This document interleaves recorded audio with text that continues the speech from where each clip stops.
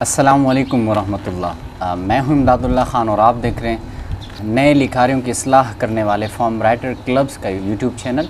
इस वक्त मैं मौजूद हूं सदारती अवार्ड याफ्ता मुसन्निफ़ा के साथ, अब तक जिनकी 4 किताबें छपकर मंजर आम पर आ चुकी हैं। आज हम उनसे जानेंगे कि उन्होंने लिखने की इब्तिदा कब की, कैसे की और लिखते लिखते उनको किन मसाइल का सामना करना पड़ा और इनकी किताबें जो मंजर आम पर आई है वो किन किन मराहिल से गुज़र कर सामने आई हैं। अस्सलाम वालेकुम वरहमतुल्लाह। वालेकुम अस्सलाम वरहमतुल्लाह। कैसे मिजाज हैं आपके मिस? अल्हम्दुलिल्लाह बिल्कुल ठीक। हम तो आपके बारे में जानते हैं, लेकिन हम चाहते हैं कि देखने वाले आपके बारे में जान सकें, तो आप अपना तारुफ़ करवाइएगा ज़रा।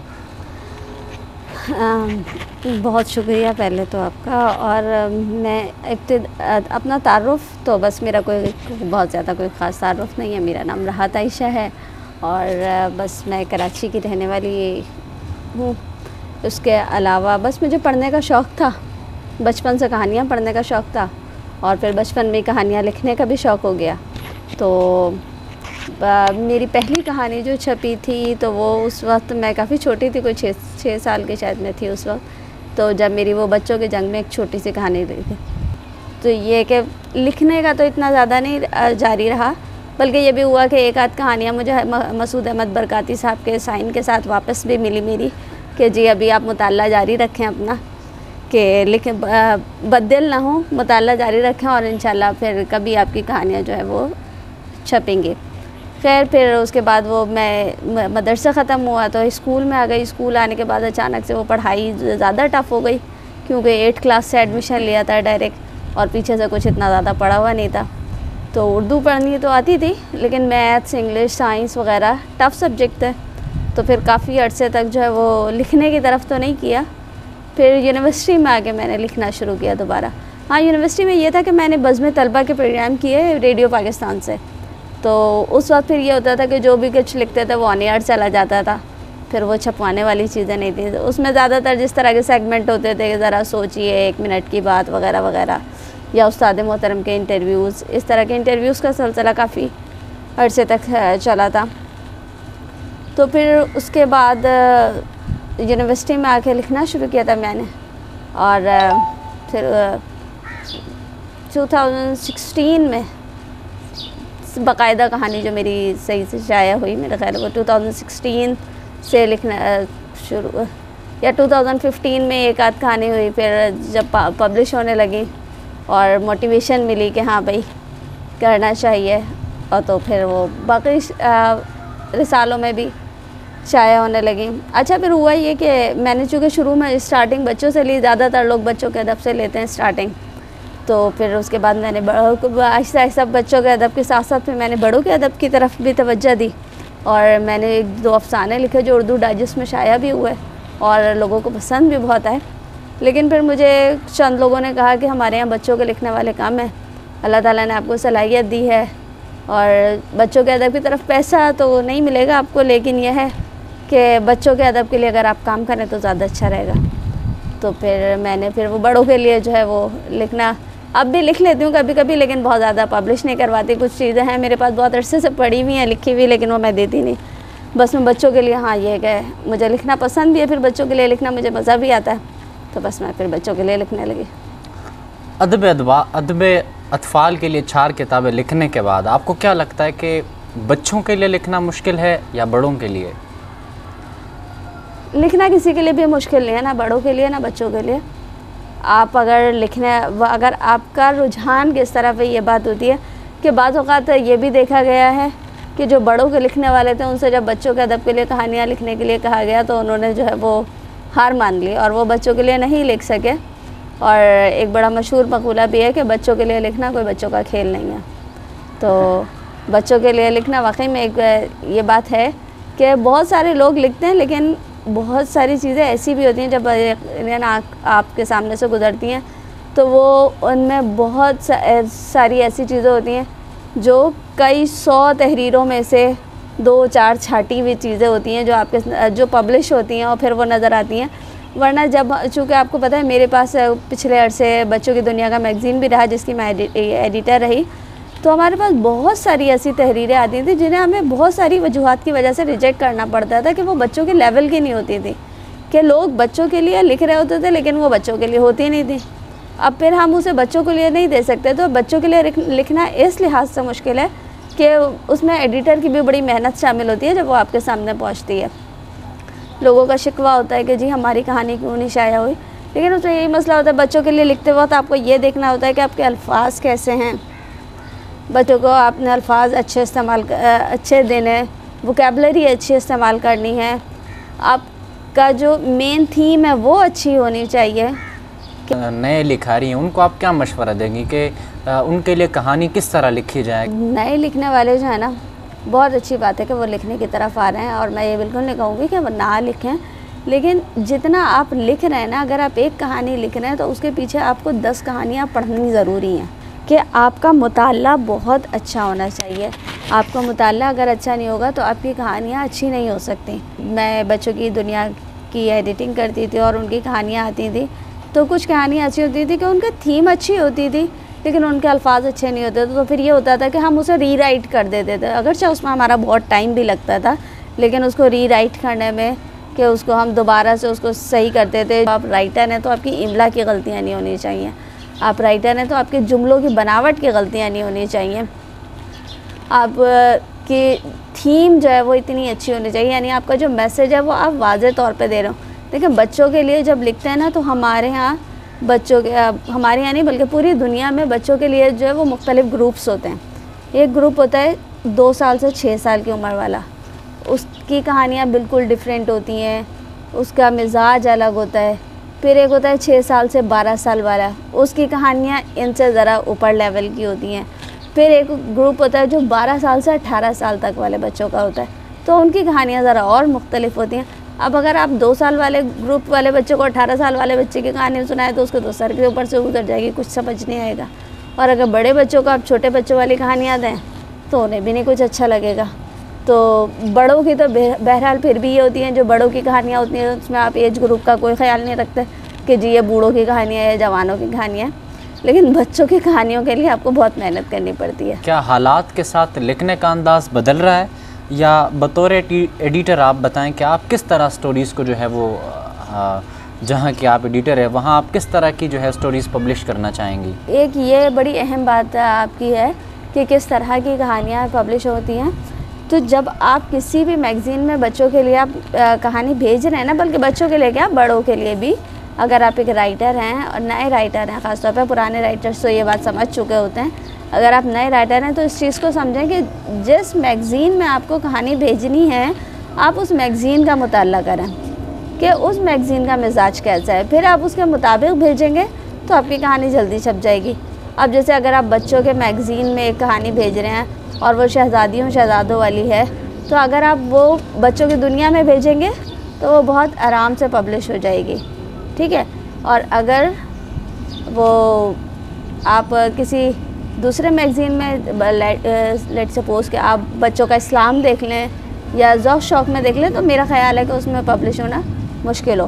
पहले जो कॉपियाँ छपती थी, बिकती थी, उसमें काफ़ी हद तक जो है वो कमी वाक़ हुई है, और डिजिटल दौर में कलम के अफादियत में भी थोड़ी सी कमी जो है वो हमें देखने को मिल रही है।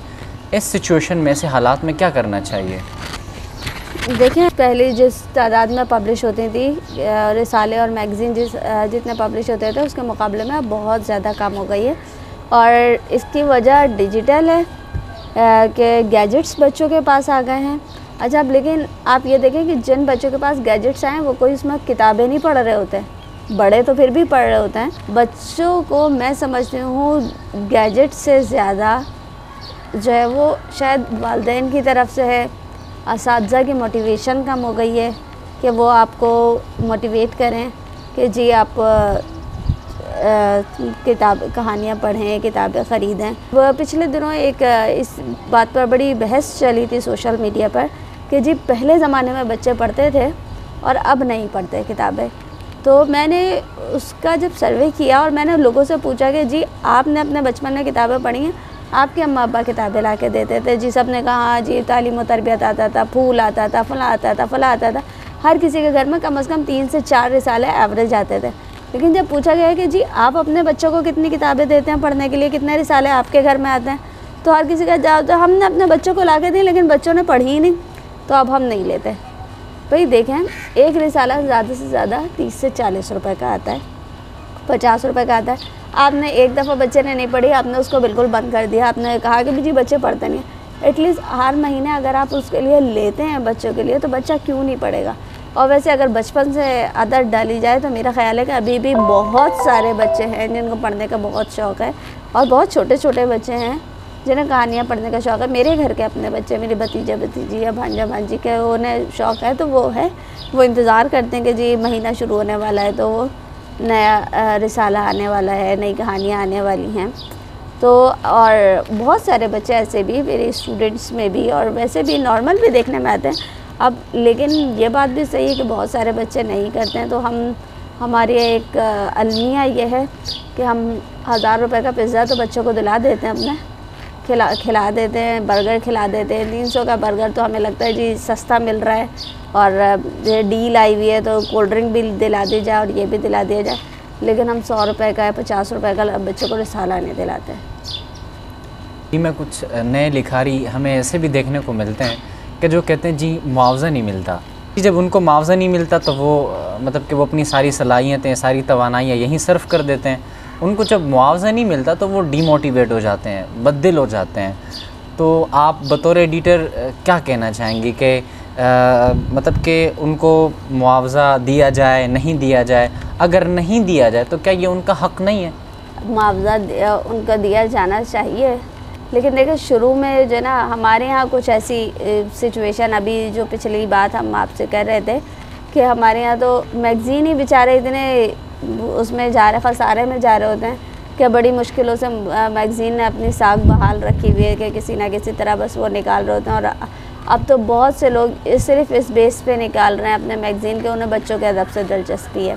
मुआवजा की जहाँ तक बात है, बिल्कुल मैं समझती हूँ देना चाहिए, लेकिन चूँकि मैं एडिटर थी और मेरा जो है वो रिसाला अपना नहीं था, मैं तो ख़ुद उस पर काम करती थी, और मेरी भी उनसे यही बात होती थी कि जी कम से कम हमें मैगज़ीन कुछ ना कुछ अपने लिखारियों को देना चाहिए। तो तब हमने ये किया था, जो मेरे बच्चों की दुनिया और हमारी लिटरेरी सोसाइटी के तहत 3 मैगज़ीन निकलते थे, बच्चों की दुनिया, जुगनू और बाग। तो फिर हम ये करते थे कि हम सारे जितने भी लिखारी हमारे होते थे, हम उनको एक तो एजाज़ी रिसाला भेजते थे, और एजाज़ी रिसाले के साथ साथ शुरू में हमने उनको वही रिसाला भेजा, लेकिन फिर उसके बाद उनको तीनों एजाज़ी रिसाले भेजे जाते थे, और उसके साथ कोई ना कोई जो है वो किताब भेजी जाती थी। उसका फ़ायदा ये होता था कि नए लिखारियों के पास कोई नई किताब पहुँचे तो एटलीस्ट वो पढ़ेंगे तो उनकी वोकैबलरी बढ़ेगी और उससे भी उन्हें फ़ायदा होगा। वैसे ये बात बिल्कुल सही है कि मुआवजा वैसे मिलना चाहिए। अपनी किताबों के हवाले से थोड़ी सी गुफ्तगू कीजिएगा। किताबों के हवाले से देखें, पहली किताब जो मेरी थी पेड़ का भूत, वो तो मेरी शुरू की इब्तदाई जो शुरू की कहानियाँ थी, उसमें जो बेहतर कहानियाँ मुझे लगीं, फिर मैंने वो वाली कहानियाँ कंबाइन की थी अपनी, और फिर उसको शाया किया था। उसको शाया करने में भी मेरा कोई इतना ज़्यादा कमाल नहीं था, बस ये कहें कि अल्लाह की रहमत ही शामिल थी, और कुछ हमारे बुज़ुर्ग थे। मेरा एक ताल्लुक़ एक अदबी ग्रुप से सुखन पारे, तो वो वहाँ पर जो है वो बहुत सारे लोग ऐसे हैं, हालांकि वो ज़्यादातर उसमें बुज़ुर्ग अफराद हैं, और उन्होंने जो है वो जब मेरी कहानियाँ पढ़ी तो उन्होंने मुझे बहुत मोटिवेट किया लिखने के लिए कि और लिखो, अच्छी लिखती हो। और फिर ये हुआ कि जी पब्लिश करवानी चाहिए, तो मैं ये किताब फिर जो मेरे पब्लिशर हैं फ़हीम आलम साहब, फिर उन्होंने भी मेरा साथ दिया और उन्होंने वो किताबें शाया की। तो और फिर ये हुआ कि उस किताब की जो है वो तकरीब रोनुमाई कराची में बड़ी अच्छी सी हुई।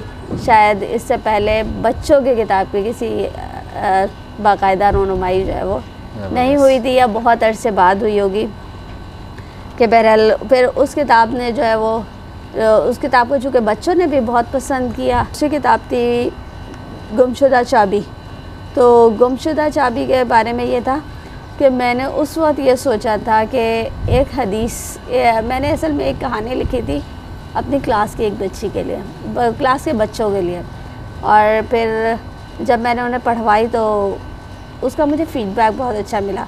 तो वो उसमें ये कहानी थी, एक हदीस पर थी। वो कहानी नॉर्मल आम बच्चों की जैसी कहानी थी, बल्कि उसमें मैंने जो कहानी लिखी थी उसमें मैंने किरदार भी सारे जो है वो मेरी क्लास की ही बच्ची थी, और उसमें ये दिखाया कि अगर हमारे आम माशरती कहानियों में, माशरती हालात में यही सारी चीज़ें जो नॉर्मल आजकल के बच्चों के साथ मसाइल हैं, अगर इन मसाइल में से कोई मसला हो जाता है तो इस जगह पर हमारे नबी ने क्या कहा है। तो और मैंने कोशिश की कि हदीस बहुत छोटी सी हो, आसान लफ्ज़ों की हो, कि बच्चों को जो है वो याद भी रह जाए, याद हो जाए, याद रह जाए, और वो ऐसी हो कि वो उस पर अमल भी करें। तो जब वो कुछ कहानियाँ पब्लिश हुई तो जो फ़हीम आलम साहब हैं, चूँकि वो ख़ुद भी सदारती अवार्ड याफ्ता हैं, तो उनको भी बड़ी अच्छी लगी। उन्होंने कहा ये बिल्कुल नया डिफरेंट स्टाइल है, तुम इस पर लिखो तो अच्छा रहेगा। फिर जब वो मेरी कहानियाँ शाया हुई, मतलब फिर वो मैंने कहानियाँ जो हैं वो किसी मैगज़ीन में नहीं भेजी, बल्कि डायरेक्ट फिर उसकी इस्लाह करने के बाद उसे डायरेक्ट किताबी शक्ल में ही लेकर आई थी। और फिर वो जब पब्लिश हुई तो फिर उसके बाद उसको सदारती अवार्ड के लिए भेजा गया, तो अल्हम्दुलिल्लाह वो नामज़द भी हो गई और फर्स्ट प्राइज़ भी मिला उसे।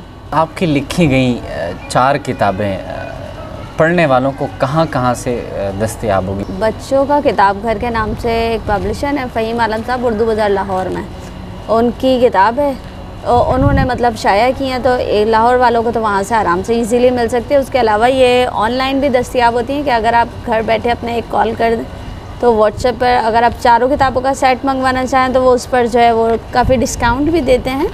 और उसके अलावा अगर वो भी ऑनलाइन वैसे भी देते हैं, और उसके अलावा अगर आप गूगल करें तो और बहुत सारे ऑनलाइन स्टोर्स हैं, तो वहाँ से भी बआसानी मिल सकती है। ये बड़ी खुशकिस्मती की बात होती है कि किताब को सदारती अवार्ड से नवाजा जा रहा है। क्या मैं जान सकता हूँ उस वक्त मोहतरमा राहत आयशा साहिबा के क्या जज्बात थे, क्या एहसासात थे कि जिस वक्त उनको सदारती अवार्ड से नवाजा जा रहा था? जब मैं वहाँ गई थी तो मेरे वालिद साहब मेरे साथ थे, मेरी अम्मी की तबीयत ख़राब थी, तो अब्बू का वहाँ से लेटर में भी अब्बू के साथ का आया था कि आप अपने वालिद साहब को ला सकती हैं। तो मैं और मेरी बहन यहाँ कराची से गए थे। मेरी एक बहन इस्लामाबाद में पढ़ती है, हॉस्टल में रहती है, वो भी थी वहाँ पर, और दूसरी एक बहन इस्लामाबाद में शादी होके गई है तो वो रहती वहाँ पर है। तो हम सब एक मरतबा फिर से वहाँ मिले, और तकरीब फिर उसके बाद तकरीब में जो है वो बहुत सारे लोग मिले, सब ने बहुत मुबारकबाद दी कि भाई इतनी छोटी सी उम्र में तुमने बहुत बड़ा कमाल कर दिया। नॉर्मली लोग वहाँ पर जो सदारती अवार्ड या लेने आए थे उसमें ज़्यादातर तादाद जो है वो तकरीबन बुज़ुर्गों की या कम से कम ज़्यादा है। ऑफ कोर्स के वो रिसर्चर्स ज़्यादा होते हैं लिखने वाले, तो उसमें खैर फिर उसके बाद जो है वो फ़ोन कॉल्स मेरी टीचर्स की, तो मुझे उस वक्त बहुत खुश हुई जब मेरी टीचर्स की ने मुझे मुबारकबाद दी कि तुम हमारे लिए जो है वो काबिल फ़ख्र हो, आज बहुत फ़ख्र हो रहा है तुम पे। और फिर जब मैं घर आई तो अम्मी की खुशी और बाकी ख़ानदान में सबकी, बल्कि मेरा कॉलेज जहाँ से मैंने पढ़ा था सर सैयद कॉलेज, तो फिर उसके बाद सर सैयद, चूँकि मुझे हालांकि मुझे वहाँ से छोड़ा हुआ बहुत अरसा हो गया, 2 साल कॉलेज में पढ़ा, तो उसके बाद मैं कराची यूनिवर्सिटी चली गई थी, मैंने मास्टर्स कराची यूनिवर्सिटी से किया। तो फिर लेकिन जो मेरी एक टीचर ने, उन्होंने मुझे बाकायदा वहाँ इनवाइट किया, एक प्रोग्राम किया बाकायदा, महमूद शाम साहब वहाँ से। लिखने वाले जो लिखारी हैं उनके लिए कोई जुमले, कुछ पैगामात जो आप देना चाहेंगी? सबसे पहले तो आप ये ना सोचें कि ये मेरी तहरीर नहीं छप रही तो मैं जो है वो नहीं लिख सकता, छोड़ो। मुस्तकिल मिजाजी से डटे रहिए, लिखते रहिए। और दूसरी बात कि एक लफ्ज़ लिखने के पीछे आपको 40 लफ्ज़ पढ़ने हैं पहले, ठीक है, कि आप अपना मुताला बहुत ज़्यादा वसी कीजिए। मुताला आपका जितना वसी होगा आपकी तहरीरों में उतना ही निखार आएगा, उतना ही खूबसूरत आप लिखेंगे। बहुत बहुत शुक्रिया मिस आपके वक्त देने का। इंशाल्लाह मिलते हैं अगली वीडियो में, और तब तक के लिए चैनल को सब्सक्राइब कीजिएगा और अपने दोस्तों के साथ शेयर करना ना भूलिएगा। जज़ाकल्लाह। अल्लाह हाफ़िज़।